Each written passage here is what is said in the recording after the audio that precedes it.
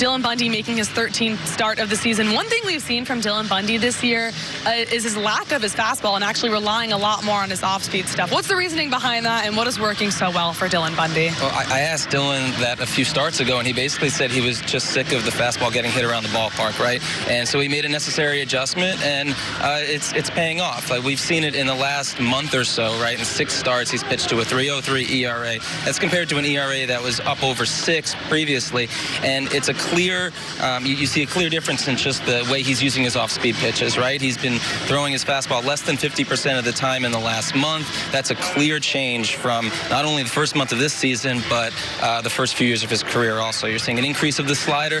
He's incorporating the changeup more in the curveball, and it's paying off. And Dylan told me the reasoning is, as you said, he doesn't want his fastball getting hit around the park. He said, I can't throw 94, 95 consistently at all anymore. And of course, the fastball's getting crushed all around Major League Baseball. Now, I want to talk about the lineup for today. This is the first time all season Brandon Hyde has repeated the lineup. What is the reasoning behind this, Joe? They really like this lineup against left-handed pitching specifically, right? And yeah, it's kind of a weird quirk. It's 65 games, 65 different lineups before today. They were the only team in Major League Baseball not to repeat one. And that's kind of a function of, this roster and just how much turnover the Orioles have seen in the first few months. And that's probably going to continue, Brandon Hyde says. But for now, they like Pedro Severino in there against a lefty. They're facing a lefty for the second time in 2 days. They like Hanser Alberto in the leadoff spot against lefties. The list goes on and on. So I think it's just a little quirk today. You're probably going to see more change going forward. Yeah, they are facing a former Oriole, Wade Miley, the left-hander on the mound. Hanser Alberto absolutely crushing left-handed pitching. We need to talk about that Santander catch yesterday. Yeah. Probably one of the best catches we might see for the Orioles this season. He comes up from AAA, makes an incredible double play out of it. When you saw that, were you like, who is Anthony Santander and why wasn't he here all year? Well, I've met him and I saw his blonde hair also, so I kind of knew who he was. But I definitely think it was just, from my opinion, the defensive play of the Orioles season, not only to position himself in that weird angle in right field, jump over the wall, rob the home run, but then to have the presence of mind to make a strong throw to first base, and Trey Mancini's stretch on the other end also was really just all around just a pretty incredible play, and it got rave reviews from his teammates. Keon Broxton called it a 10 out of 10.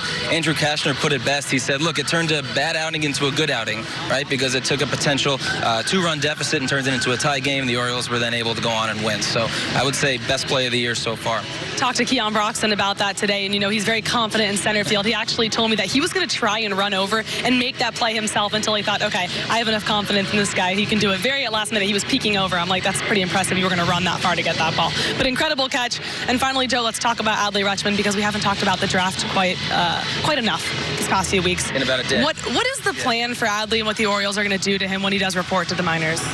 Okay, so they're brainstorming some different ideas now, just in terms of how much he's going to catch early on, right? If you look at the list of even the top picks who are offensive first player catchers who have played deep into their 30s, they typically change positions later in their career, right? Like Joe Mauer is mostly a first baseman, a DH at the end of his career. Buster Posey plays a lot of first base now, and the Orioles are cognizant of just how demanding physically the position is, right? So Adley Rutschman's longevity is definitely on their mind. They're kind of long-term strategizing for him in a way that you would maybe protect a young pitcher at the minor league levels also.